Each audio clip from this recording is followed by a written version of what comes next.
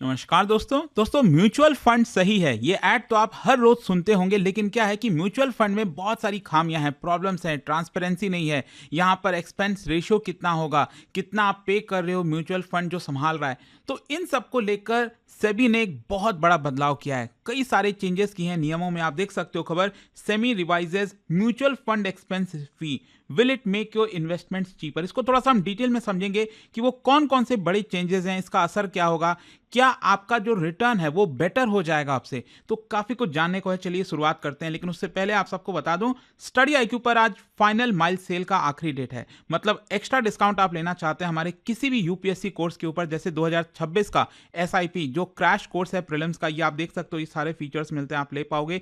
या फिर 2027 के लिए अगर आप प्रिपेयर कर रहे हैं, जिसमें प्रीलिम्स मेंस इंटरव्यू सब कुछ चाहते हैं, लॉन्ग टर्म प्रिपरेशन, वो भी आप ले सकते हैं। By using this code Ankit live you will get this better discount. और ये फोन नंबर दिया है, यहां पर आप कॉल करिए, मेरी टीम आपको अच्छे से गाइड कर देगी।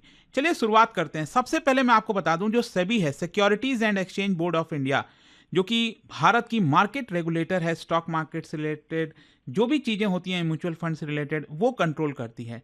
तो इन्होंने अप्रूव किया है comprehensive revision of its mutual fund regulation. जो सेबी की बोर्ड है, उन्होंने ये अप्रूव कर दिया है।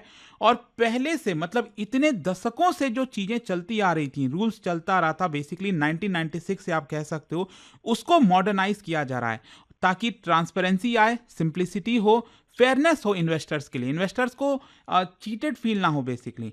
तो यहां पर अगर आप देखोगे ना, ये सारे बदलाव किए गए हैं। जैसे फी स्ट्रक्चर में new expense and brokerage caps हो गया, इन्वेस्टर सेंट्रिक गवर्नेंस मेजर्स हो गए। तो ये बहुत सारी चीजें हैं, मैं आपको एक एक करके बताता हूं। सबसे पहला है फी स्ट्रक्चर में बड़ा बदलाव करना।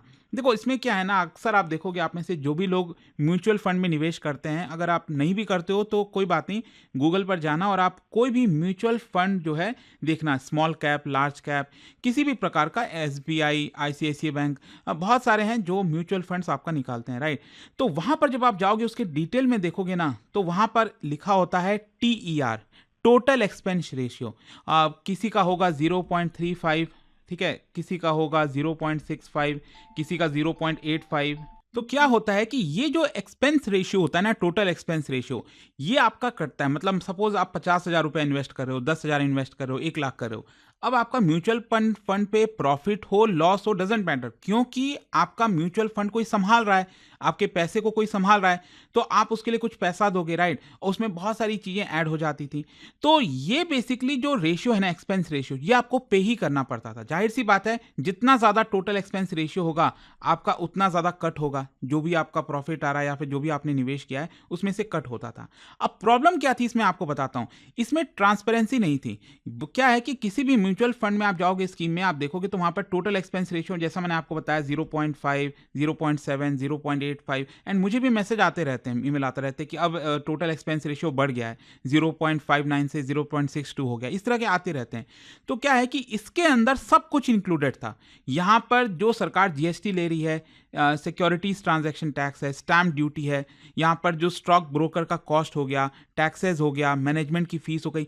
तो म्यूचुअल फंड कंपनीज क्या करती थी, सबको एक साथ कंबाइन कर देती थी और वो आपका टोटल एक्सपेंस रेशियो में आपको दिखा देती थी। अब प्रॉब्लम इसमें यह थी कि आपको पता ही नहीं है कि सरकार को टैक्स कितना जा रहा है, ब्रोकर आपका एग्जैक्टली कितना ले रहा है, कहीं ज्यादा तो नहीं ले रहा है। अब यहां पर एसबीआई ने क्या किया, सेबी ने क्या किया है कि जो टोटल एक्सपेंस रेशियो है इसको हटा दिया है। अब यहां पर लेकर आया है base expense ratio.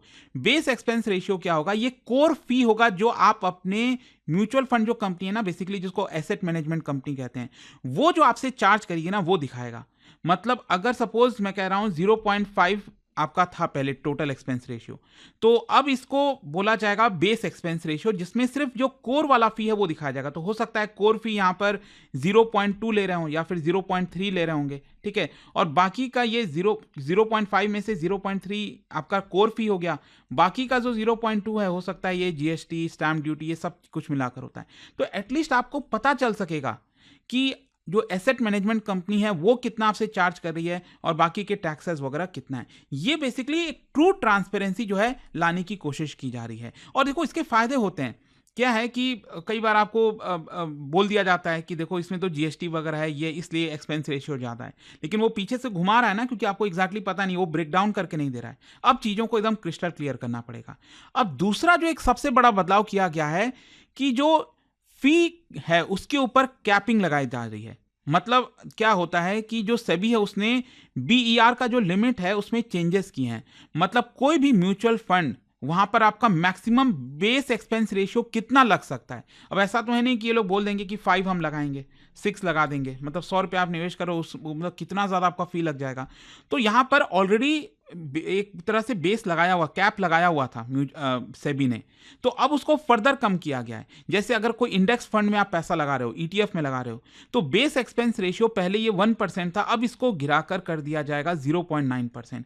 Fund of fund जैसे liquid fund of fund, index fund of fund, equity, तो इसमें 1% से अगेन इसको गिराकर 0.9%। इक्विटी फंड ऑफ फंड जो होता था उसमें अगर आप इन्वेस्ट करते थे तो 2.25% से कम करके 2.10। वैसे ही बहुत सारे हैं, जैसे स्मॉल फंड्स हो गया जिसमें 500 करोड़ से कम का एसेट है, तो उसका 2.25% से गिराकर 2.1%। अगर लार्ज फंड है जिसमें 50,000 करोड़ से ज़्यादा निवेश किया हुआ है, तो उसमें 1.05% से गिराकर 0.95%। इसी तरह से बाकी भी है। ओवरऑल अगर आप देखोगे ना, तो जो बड़े वाले फंड्स होते हैं ना, वहां पर आपको फायदा होता है, वहां पर आपका बेस एक्सपेंस रेशियो कम हो जाता है, और इस सभी में यहां पर एक तरह से कम किया गया। अब क्वेश्चन ये है कि इससे इन्वेस्टर्स को क्या फायदा है। टोटल कॉस्ट आपका ज्यादा होगा, कम होगा। देखो, एक तो चीज मैंने आपको बताया कि ये जो लाया गया ना, टोटल एक्सपेंस रेशियो से शिफ्ट करके अब चीजें बेस एक्सपेंस रेशियो आपको दिखेगा, तो ये तो ट्रांसपेरेंसी के लिए लाया गया है।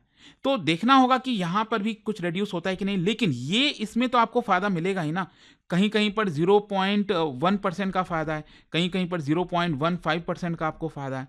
तो एक प्रकार से जो आप निवेश कर रहे हो, तो उसमें आपको रिटर्न ज़्यादा मिलेगा, और आप विड्रॉ नहीं करते हैं तो वो पैसा फिर वापस से लग जाता है मार्केट के अंदर। तो अल्टीमेटली लॉन्ग टर्म में आप देखोगे तो काफ़ी ज़्यादा आपको इसका बेनिफिट देखने को मिलेगा। और देखो, मैं तो म्यूचुअल फंड में अगर निवेश करता हूं तो यहाँ पर एक्सपेंस रेशियो जरूर देखता हूं कि वो कितना ले रहा है, 0.55 ले रहा है, 0.65 ले रहा है। ये बहुत इंपॉर्टेंट होता है म्यूचुअल फंड्स में इन्वेस्ट करने के। मतलब कई सारी चीज़ें होती हैं, चेकलिस्ट होता है जो आपको देखना चाहिए किसी भी म्यूचुअल फंड में जब आप पैसा लगाते हो। खैर, यहाँ पर अब क्वेश्चन ये है कि ब्रोकरेज कैप्स को लेकर भी चेंजेस हुए हैं, वो क्या है। देखो, कोई भी जो म्यूचुअल फंड कंपनी है, जो एसेट मैनेजमेंट जिसको कंपनी कहते हैं ना, एएमसी, जो जैसे आईसीआईसीआई हो गई, एसबीआई का हो गया म्यूचुअल फंड्स, राइट। तो आप तो पैसा दे रहे हो उनको, वो आपका पैसा मैनेज कर रहे हैं। अब उस पैसे से वो लोग क्या करते हैं, स्टॉक्स खरीदते हैं। मान लो कोई शेयर्स खरीदा, रिलायंस का शेयर, टाटा का शेयर, तो वो जब खरीदते हैं तो उसके ऊपर तो उनको ब्रोकरेज चार्ज देना होता है ना। तो वो जो ब्रोकरेज चार्ज था ना, उस पे कैपिंग कम कर दी गई है। आप देखो, जो कैश मार्केट ब्रोकरेज था उसको 12 बेसिस पॉइंट से गिराकर 6 बेसिस पॉइंट कर दिया गया है। मतलब पहले 12 बेसिस पॉइंट का मतलब जैसे 0.12%, अब इसको कम करके 0.06% कर दिया गया है। फिर इसके अलावा जो डेराइवेटिव्स वाले ब्रोकरेजेस थे उसको कट करके 5 बेसिस पॉइंट से गिराकर 2 बेसिस पॉइंट कर दिया गया है। तो ये मैटर इसलिए करता है क्योंकि ब्रोकरेज कॉस्ट अल्टीमेटली आपका फंड में ऐड हो जाता है। ये जो एक्सपेंस रेशियो वगैरह मैंने आपको बताया, ये लोग ऐड कर देते हैं उसके अंदर। तो इसकी वजह से आपका अल्टीमेट जो रिटर्न है वो कम हो जाता था। लेकिन अब क्योंकि यहाँ पर ब्रोकरेज ही कम हो गया है, तो एक प्रकार से आपका रिटर्न भी ज़्यादा होगा। तो आप समझ रहे हैं कितना फायदा हो सकता है। फिर इसके अलावा एग्जिट लोड, आप में से जो भी लोग म्यूचुअल फंड निवेश करते होंगे आप सब जानते होंगे, उसमें एक और डिटेल होता है, वो है एग्जिट लोड। मान लीजिए आपने आज निवेश किया और आप 15 दिन बाद बोल दिए कि मैं अपना पैसा विड्रॉ करना चाहता हूँ, तो ये तो थोड़ा सा उन लोग के लिए प्रॉब्लम हो जाता है ना, कैसे पैसे को मैनेज करेंगे। तो इसलिए आपके ऊपर एडिशनल चार्ज लगाया जाता है, एग्जिट लोड। अब क्या होता है कि इसमें कई बार देखा होगा आपने, इसमें बोला जाता है कि 1 साल बाद अगर आप विड्रॉ करते हो तो कोई एग्जिट लोड नहीं लगेगा, कोई भी आपके ऊपर चार्जेस नहीं लगेंगे। लेकिन यहां पर जो सेबी है, अब उन्होंने एक काम किया है कि एक एडिशनल एग्जिट लोड होता था, बफर चार्जेस होता था, जो म्यूचुअल फंड्स कंपनीज लगा भी सकती थी, नहीं भी लगा सकती थी। 5 बेसिस पॉइंट तक, 0.05% तक आपके ऊपर और एक्स्ट्रा चार्ज लग सकता था, उसको यहां पर हटा दिया गया है। मतलब अब एग्जिट वाला जो कॉस्ट है ना, वो और प्रिडिक्टेबल हो गया है। जरूरी नहीं है, आपको ये नहीं रहेगा कि हाँ मुझे इतना लग सकता है या नहीं लग सकता है, वो डिपेंड करता है। तो अब वो चीज़ प्रिडिक्टेबल कर दिया गया है, इन्वेस्टर फ्रेंडली एक तरह से कर दिया गया है। फिर इसके अलावा यहाँ पर कुछ गवर्नेंस मेजर्स लिए गए हैं, इन्वेस्टर प्रोटेक्शन मेजर्स लिए गए हैं। जैसे जो फंड मैनेजर्स हैं, अब देखिए बड़ा इंटरेस्टिंग है, मान लीजिए आप पैसा दे रहे हो, आप दे रहे हो, कोई और दे रहा है, इतने सारे लोग दे रहे हैं, हजारों करोड़ों रुपए हैं जो म्यूचुअल फंड जो है उसको संभाल रहे हैं। तो जो मैनेजर है, फंड मैनेजर है, जो आपका मैनेज कर रहा है फंड की आपके पैसे का कौन से शेयर में निवेश करना है, नहीं करना है, तो उसको जो कंपनसेशन मिलता है ना मैनेज करने के लिए, उसको जो पैसा मिलता है, तो वो उस पैसे का कुछ हिस्सा उसी वाले म्यूचुअल फंड में लग जाएगा उसका। मतलब अब उसका भी स्किन इन द गेम जो कहते हैं ना, कि उसका भी हिस्सेदारी है अब इसके अंदर, कि वो भी तो यही चाहेगा ना कि मैक्सिमम बेनिफिट हो। तो ये जानबूझकर यहाँ पर किया गया है ताकि उसका भी कुछ पैसा इसके अंदर लग जाए। फिर इसके अलावा नॉमिनेशन में भी रिफॉर्म्स लाए गए हैं। अब इन्वेस्टर्स 10 लोगों को नॉमिनेट कर सकते हैं अपने पोर्टफोलियो में, सक्सेशन प्लानिंग बना सकते हैं, लीगल क्लैरिटी होगा, बहुत सारी चीज़ें हैं।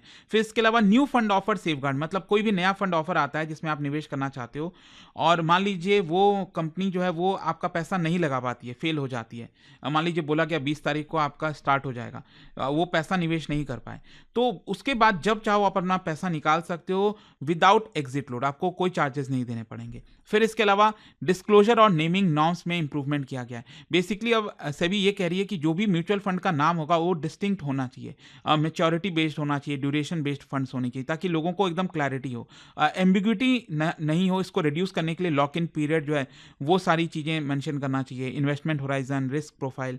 फिर इसके अलावा यहाँ पर एक और चीज़ बता दूं, सेबी आगे प्लानिंग कर रही है चीज़ों को सिंप्लीफाई करने के लिए।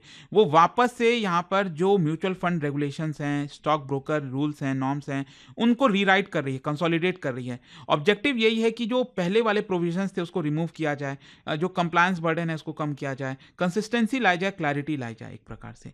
तो यहाँ पर बॉटम लाइन यही है कि अब ट्रांसपेरेंसी ज़्यादा होगी म्यूचुअल फंड्स में, जो बेस एक्सपेंस रेशियो है ये कम हो जाएगा, क्लीनर कंपैरिजन आप कर सकोगे एक फंड से दूसरे फंड का, हायर रिटर्न के चांसेस ज़्यादा हैं अब यहाँ पर, ईजियर होगा आपको चीज़ों को समझने में। तो आई होप कि यहाँ पर कल से जो चर्चा हो रही थी, कल जो सेबी ने लागू किया वो आपको समझ में आ गया होगा। और जाने से पहले एक बहुत ही interesting question, SEBI securities and exchange board of India से रिलेटेड 2 स्टेटमेंट है यहाँ पर, आपको बताना है कौन सा करेक्ट है। और इसका जो राइट आंसर है दोस्तों मैं आपको बता दूं, अगर आप यहाँ पर इंस्टाग्राम पर जाओगे तो मेरे स्टोरीज में आपको मिल जाएगा। अगर आप इंस्टा पे नहीं हो कोई बात नहीं, टेलीग्राम से आप इसका सही उत्तर ले सकते हैं। और दोस्तों जैसा मैंने आपको बताया, अगर आप यूपीएससी की तैयारी कर रहे हैं, कोई भी बैच चाहते हैं, एक ऐसा बैच जिसमें कंप्लीट आपको प्रिपरेशन कराई जाए, या तो आप एक काम करिए, फोन नंबर है यहाँ पर, आप कॉल कर लीजिए। आज लास्ट डेट है फाइनल माइल सेल का, आप एक्स्ट्रा डिस्काउंट ले पाओगे। Use this code Ankit live. दोस्तों यूपीएससी का गोल बड़ा होता है और इस जर्नी में सही मेंटरशिप बहुत जरूरी हो जाती है। स्टडी IQ IAS लेकर आया है फाइनल माइल सेल, जिसमें यूपीएससी 2027 की कंप्लीट प्रिपरेशन मिल रही है सिर्फ 12,499 में। इस कोर्स में आपको मिलती है टॉप फैकल्टीज की गाइडेंस, प्रीलिम से लेकर इंटरव्यू तक full coverage, daily live evening classes, structured notes, previous year questions, test series और डेडिकेटेड मेंटरशिप। यानी एक एस्पिरेंट्स को जो भी चाहिए सब कुछ एक ही जगह। सीट्स लिमिटेड हैं, तो अगर आपका टारगेट है 2027, यह परफेक्ट टाइम है शुरुआत करने का। बस स्टडी IQ ऐप खोलो, P2I बैच सर्च करो और यूज करो code Ankit live ANKITLIVE for extra discount. And कोई भी अगर आपको डाउट हो तो इस फोन नंबर पर कॉल करिए, नंबर है 0924002323। मेरी टीम आपको अच्छे से गाइड कर देगी।